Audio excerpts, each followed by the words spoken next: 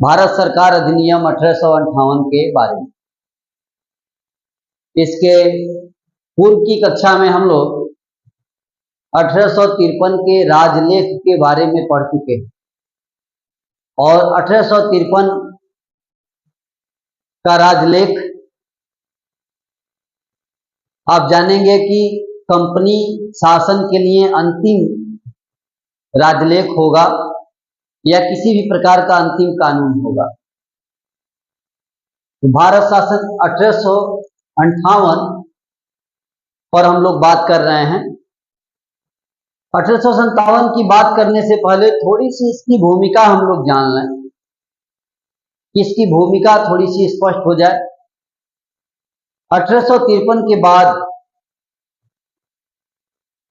अगले वर्षों में 1857 में भारत में प्रथम स्वतंत्रता संग्राम हुआ था।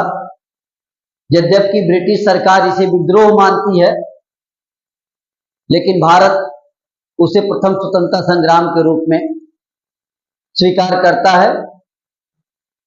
और इस प्रथम स्वतंत्रता संग्राम में कंपनी का शासन एक तरह से या ब्रिटेन का शासन एक तरह से समाप्त होते होते बच गया। इस बड़ी झंझावत से ब्रिटिश शासन भारत में बच गया जब, तो बड़े ही व्यापक स्तर पर विचार विमर्श के बाद जो कानून आया वही है भारत सरकार अधिनियम 1858। आपको ध्यान होगा पिछली कक्षा में हम लोग पढ़े थे कि 1853 के एक्ट में एक प्रावधान शामिल था कि कंपनी का शासन किसी भी क्षण समाप्त हो सकता है। यानी कंपनी का शासन भारत में बना हुआ था, ये महज कुछ समय का मामला रह गया। अर्थात 1853 में ही वो समाप्त हो गया था, बस उसे कंटिन्यू रखा गया था और कब समाप्त करना है इसका कोई समय निर्धारित नहीं किया गया था। लेकिन 1857 में प्रथम स्वतंत्रता संग्राम ने कंपनी के ताबूत में अंतिम कील ठोक दी और कंपनी का शासन समाप्त ही हो गया। 1858 आते आते हम एक नाम लेंगे ब्रिटेन के तत्कालीन प्रधानमंत्री लॉर्ड पामस्टन का। तत्कालीन प्रधानमंत्री, ये नाम हम लोग ध्यान रखेंगे, तत्कालीन प्रधानमंत्री लॉर्ड पामस्टन। ये लॉर्ड पामस्टन, इनकी बात हम लोग करेंगे। और पामस्टन ने जो द्वैध शासन की जो कमियां थी उसको दूर करने के लिए ब्रिटिश संसद में एक विधेयक प्रस्तुत किया। लेकिन विधेयक प्रस्तुत करने के बाद कुछ कारण ऐसे हुए कि पामस्टन साहब को प्रधानमंत्री पद से त्यागपत्र देना पड़ा। अब उनके जगह पर लॉर्ड डर्बी प्रधानमंत्री बने। अगले पीएम लॉर्ड डर्बी, और लॉर्ड डर्बी ने विधेयक को लॉर्ड डर्बी की सरकार ने विधेयक को अंततः पास करवाया और वो विधेयक महारानी विक्टोरिया के हस्ताक्षर के बाद कानून बना और उसी कानून को भारत सरकार अधिनियम 1858 के रूप में जाना जाता है। Government of India act 1858। इसके बारे में एक छोटी सी बात हमें ध्यान रखनी है कि यह विधेयक अधिनियमित हुआ और अधिनियमित होकर इस रूप में सामने आया।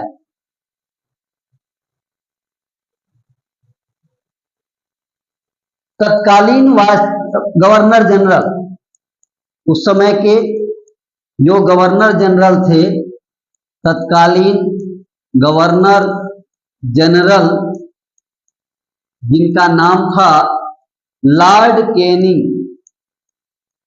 लॉर्ड कैनिंग उस समय के गवर्नर जनरल थे। लॉर्ड कैनिंग ने 1 नवंबर 1858 ईस्वी को यह कानून, भारत सरकार अधिनियम 1858, जिसे महारानी का घोषणा पत्र भी कहा गया, ये घोषित हुआ। तो महारानी का घोषणा पत्र था, राजकीय घोषणा थी ये, डिक्लेरेशन ऑफ गवर्नमेंट। उसको इलाहाबाद से उन्होंने इसे पढ़ा। तत्कालीन इलाहाबाद, आज का प्रयागराज। तो इलाहाबाद से Lord governor general Lord Canning महोदय ने इस महारानी के घोषणा पत्र को पढ़ा और भारत पर ब्रिटिश ताज की सरकार स्थापित हुई और अंततः भारत पर ब्रिटिश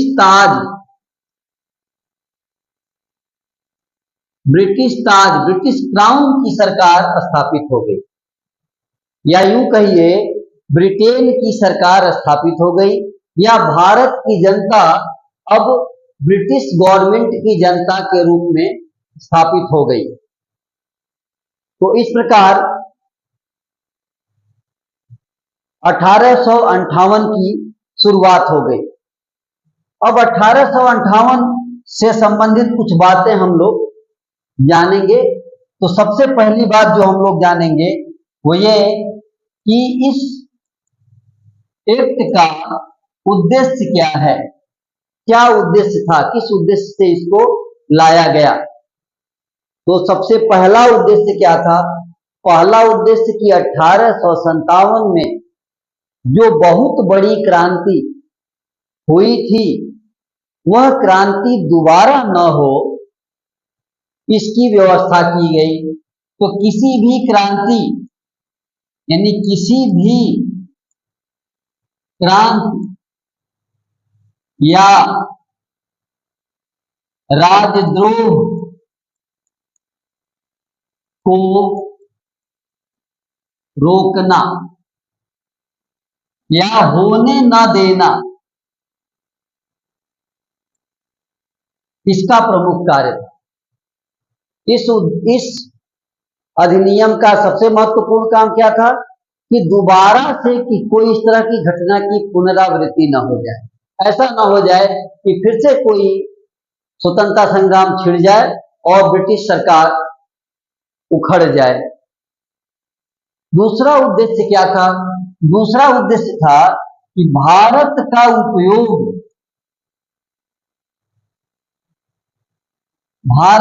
उपयोग ब्रिटिश हितों के लिए किया जा सके। ये अगला काम था कि जो ब्रिटिश हित, ब्रिटिश के लाभ के लिए, ब्रिटिश हित, तो भारत का उपयोग ब्रिटिश हित के लिए करना, ये इसका उद्देश्य था।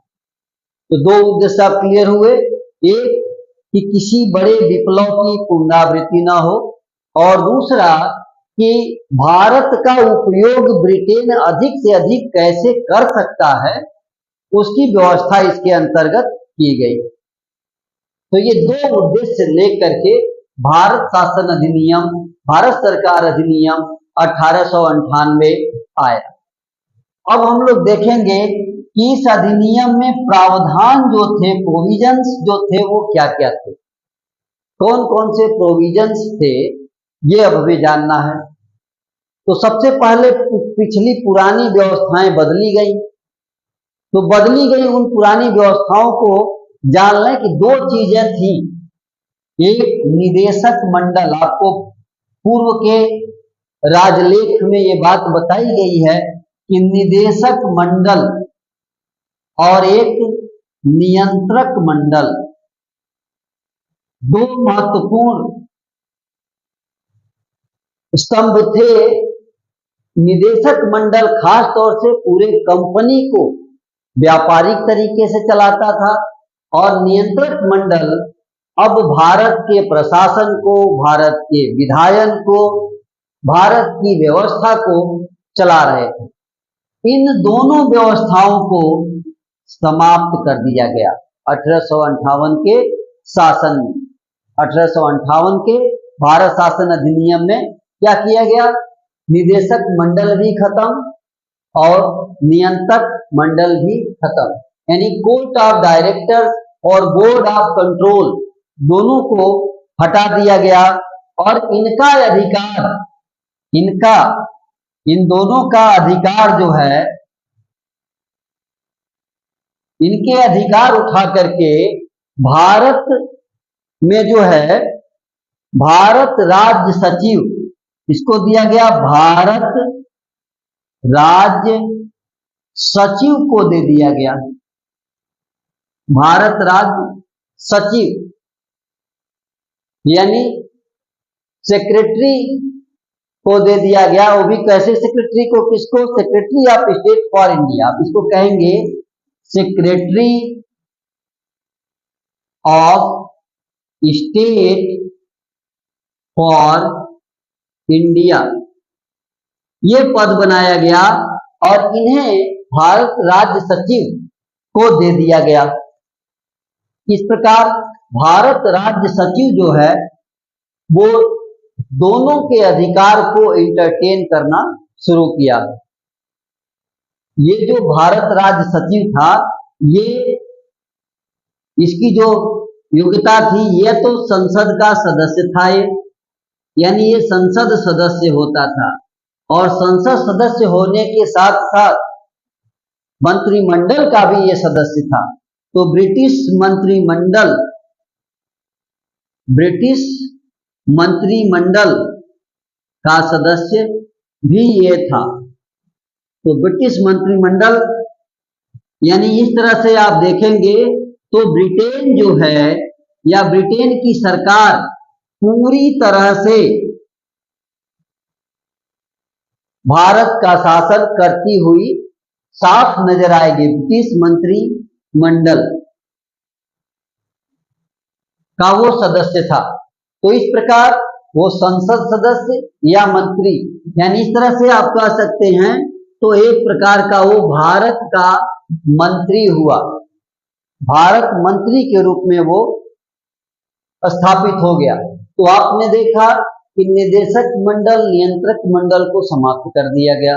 इनका पूरा अधिकार उठा करके भारत राज्य सचिव को दे दिया गया और भारत राज्य सचिव कोई ऐसा वैसा व्यक्ति नहीं, या तो संसद का सदस्य था और संसद के सदस्य में भी वो मंत्रिमंडल का सदस्य था। तो इस तरह से मंत्रिमंडल, भारत का एक मंत्री, भारत के लिए एक मंत्री वहां पर स्थापित हो गया। अब भारत के सचिव यानी जो भारत सचिव था, तो भारत के सचिव की सहायता के लिए 15 सदस्यों की एक परिषद बनाई गई। भारत सचिव की सहायतार्थ 15 सदस्यों की एक परिषद बनाई गई और ये जो 15 सदस्य थे, इनकी नियुक्ति, 15 सदस्यों की नियुक्ति क्राउन से ही होनी थी। नियुक्ति ब्रिटिश क्राउन को करनी थी, ब्रिटिश क्राउन को, कोई अन्य नहीं, इन 15 सदस्यों की नियुक्ति ब्रिटिश क्राउन को ही करना था। 15 में से 8 सदस्य, यानी कि यहां थोड़ा सा सुधार कर लेते हैं। तो 15 में से 8 सदस्य, 8 की नियुक्ति ब्रिटिश क्राउन की और 7 की नियुक्ति कंपनी के डायरेक्टर्स को करना था। इस तरह से इन 15 सदस्यों की नियुक्ति का व्यवस्था हुआ। फिर से 15 सदस्यों की एक परिषद बनी और इस परिषद का काम था भारत सचिव को सहायता करना, परामर्श देना, सहयोग करना। और इन 15 में से 8 सदस्यों की नियुक्ति ब्रिटिश क्राउन को करनी थी, 7 सदस्यों की नियुक्ति कंपनी के डायरेक्टर्स को करने की अनुमति थी। इसमें सबसे अलग बात एक और थी कि इसमें से कम, यानी एक और बात थी कि 15 में से 9 सदस्य, यानी 9 सदस्य, 15 से 9 सदस्य ऐसे हो जो भारत में 10 वर्षों तक सेवा दिए हो। इन्होंने भारत में 10 वर्षों तक क्या करी हो? सेवा दी हो। और साथ ही जो सेवा से, यानी 10 वर्ष से अनधिक समय से भारत छोड़े न हो,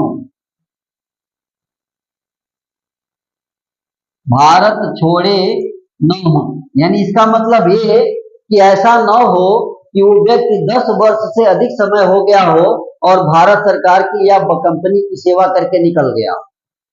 मतलब ये कि मात्र 10 वर्ष या उससे कम ही समय उसे भारत छोड़े हुआ हो और 10 वर्ष भारत में सेवा किया हो। इन शर्तों के साथ 15 सदस्यों की एक परिषद बनी। क्या बनी? परिषद। और इसी को भारत परिषद कह लिया जाता है कि भारत परिषद की स्थापना हो गई। और देखें, ये भारत सचिव और भारत परिषद, ये दोनों मिलकर गृह सरकार कहे जाते थे। गृह सरकार, होम गवर्नमेंट इन्हें कहा गया।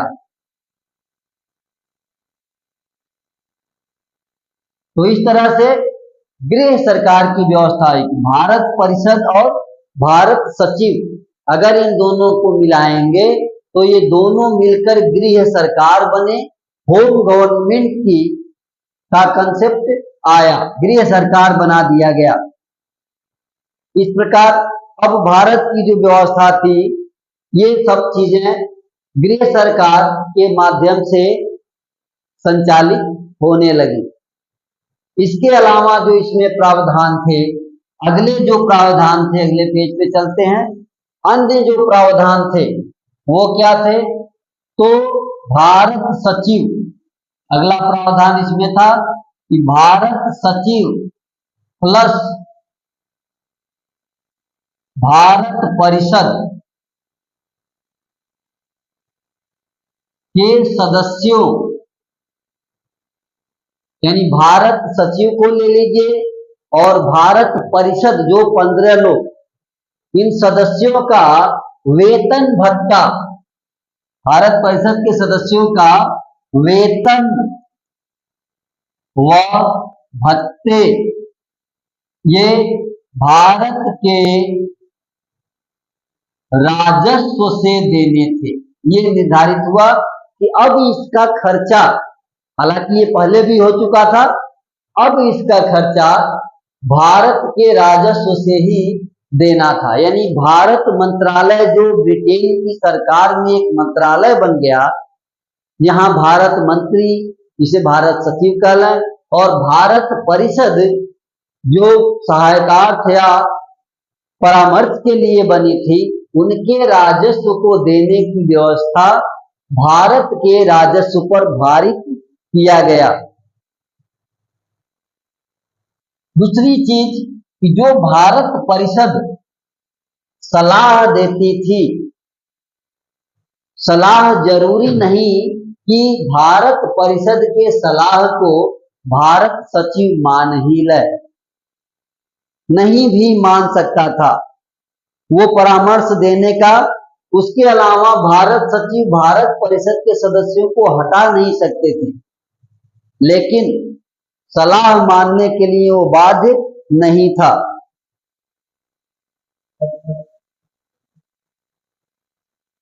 परिषद यहां थोड़ा सा द हट गया था, तो इसको थोड़ा सा सुधार लेते हैं।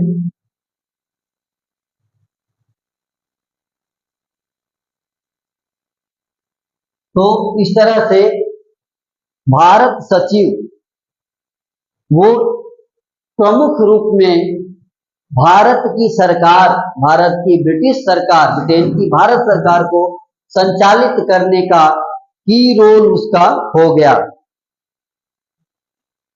भारत सचिव को इस परिषद का अध्यक्ष भी कहा जाता था, यानी भारत सचिव परिषद का अध्यक्ष भी था। तो ये ध्यान रखेंगे हम कि परिषद की अध्यक्षता भी भारत सचिव ही करता था और भारत मंत्री के रूप में उसे जाना जाता था। इसी प्रकार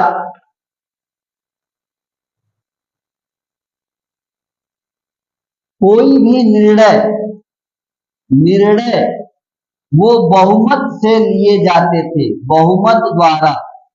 निर्णय बहुमत द्वारा होता था, जिसमें भारत मंत्री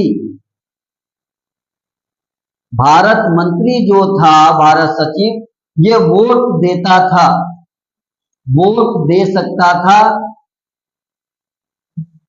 साथ ही यह मत बराबर होने की दशा में, मत बराबर होने की दशा में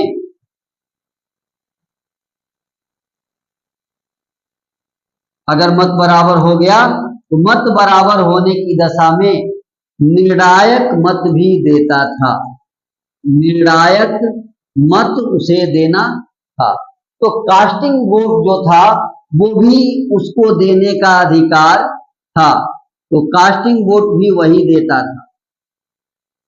इस प्रकार भारत मंत्री का पद बहुत ही महत्वपूर्ण हो गया था। भारत सचिव भारत के गवर्नर जनरल के साथ जो पत्र व्यवहार करता था, जरूरी नहीं था कि वो भारत परिषद को बताए, यानी वो गुप्त पत्राचार भी कर सकता था। गोपनीय रिपोर्ट भी आदान प्रदान भारत सचिव से और भारत में भारत के गवर्नर जनरल्स के बीच हो सकते थे। एक और जो बात थी वो थी जो बहुत महत्वपूर्ण है, और वो एक आज के संविधान का संकेत देती है। वो ये है कि भारत परिषद जो थी, तो अर्थव्यवस्था के मामले में, यानी अर्थव्यवस्था और अखिल भारतीय सेवाओं के मामले में दो बातें हमें ध्यान रखनी है कि अर्थव्यवस्था और अखिल भारतीय सेवाओं, इन दो विषयों में भारत परिषद जो थी, भारत परिषद की सलाह ये बाध्यकारी थी, ये बाध्यकारी थी, जिसमें हमें आज के संविधान में जिस प्रकार राज्य जो है राज्यसभा में जैसी व्यवस्था है, उस प्रकार की हल्की सी व्यवस्था हमें यहाँ पर देखने को मिलती है।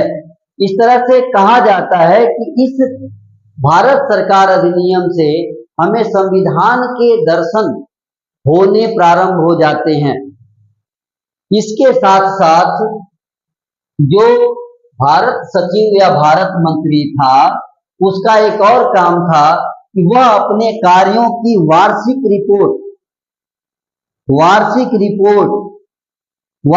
रिपोर्ट भी उसे देनी होती थी।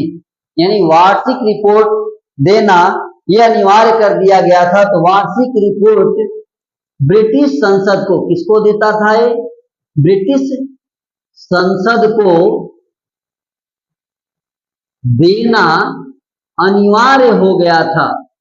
तो इस तरह से जो परिषद थी, भारत सचिव साहब जो थे, वो अंततः आप देख रहे हैं कि ब्रिटिश संसद के प्रति जिम्मेदार थे। साथ ही अगला जो एक और बात देखने को यहां मिली, वो चूंकि भारत सचिव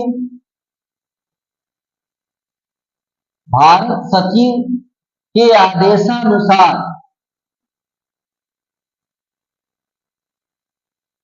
भारत सचिव का जो जैसा आदेश होता था, आदेशानुसार भारत का जो गवर्नर जनरल था कार्य करता था। भारत का गवर्नर जनरल कार्य करता था। इस प्रकार भारत वहां पर यानी संसद में भारत मंत्रालय हुआ। भारत मंत्री या भारत सचिव के अनुसार गवर्नर जनरल को काम करना पड़ रहा है।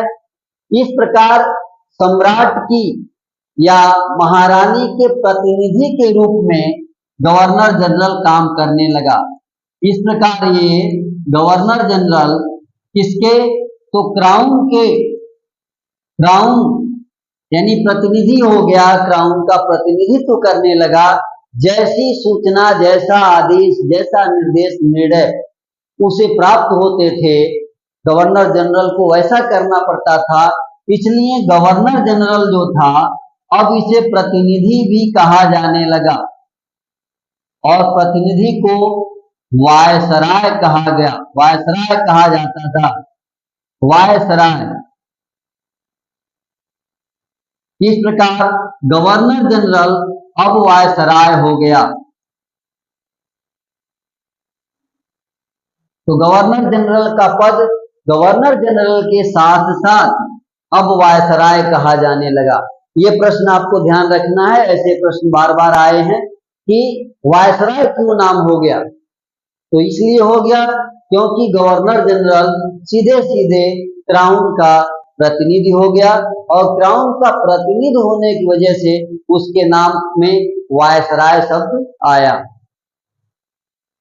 क्योंकि सीधा सीधा जिम्मेदार ये क्राउन की तरफ है, संसद की तरफ है, ब्रिटिश गवर्नमेंट की तरफ है।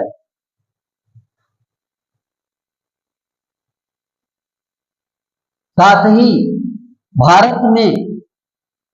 भारत में जो प्रशासनिक या अन्य पदों पर नियुक्ति, प्रशासनिक व अन्य नियुक्तियां जो थी, इनकी व्यवस्था के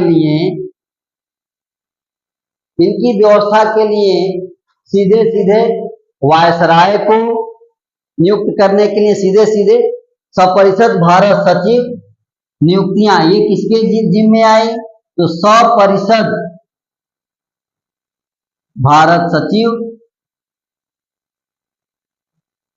ये जिम्मेदार थे, सपरिषद भारत सचिव और भारत स्थित उच्च अधिकारी, साथ साथ भारत स्थित उच्च अधिकारी, ये दोनों इस चीज के लिए जिम्मेदार थे। अब भारत में उच्च अधिकारी कौन होगा? भारत में जो उच्च अधिकारी है वह वायसराय है, वह गवर्नर जनरल है। तो इस प्रकार हम देखेंगे कि प्रशासनिक व अन्य नियुक्तियों को परिषद के साथ साथ गवर्नर जनरल, इन दोनों ने मिला करके इस कार्य को किया। इसके साथ साथ गवर्नर जनरल की परिषद में एक विधिक राय देने के लिए एक सदस्य की नियुक्ति भी की गई।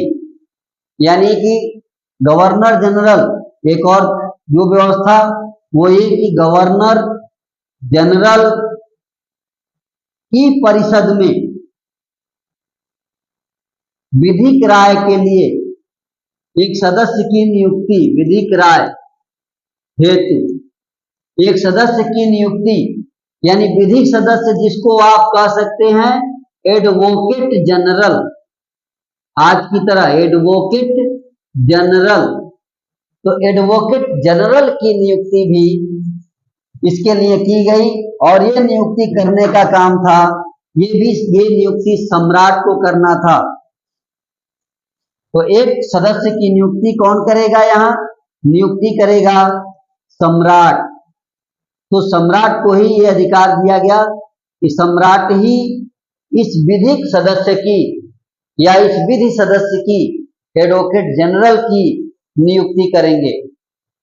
इस प्रकार 1858 का जो भारत शासन अधिनियम है, आपने देखा कि इसका जो उद्देश्य था उसको पूरा करने के लिए भारत में किस प्रकार सरकार चलेगी, कैसे विधायन बनेगा, विधि बनेगी और कैसे उनका क्रियान्वयन होगा, इनकी व्यवस्था सर्वाधिक जोर इसी बात पर दिया गया। और आगे जो है इस अधिनियम ने 1861 के भारत परिषद अधिनियम की व्यवस्था कर दी। इस प्रकार हम देखेंगे कि इसके पहले वाले भाग में, इसके पहली वाली कक्षा में हमने 1853, 1835, 1813 और 1793, 1773 के राजलेख देखे, उनके सभी प्रावधान देखे थे। अगली कक्षा में हमें 1861 का भारत परिषद अधिनियम देखना है। तो अगली कक्षा के लिए आप सबको शुभकामनाएं। धन्यवाद।